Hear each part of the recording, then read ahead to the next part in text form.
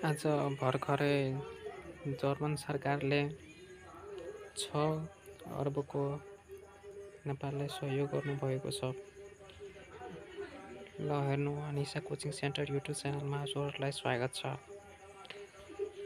नेपाललाई 6 अर्ब जर्मन सहयोग गरेको छ। नेपाल ऊर्जा स्वास्थ्य र दिगो विकासको खर्च हुनुभएको छ।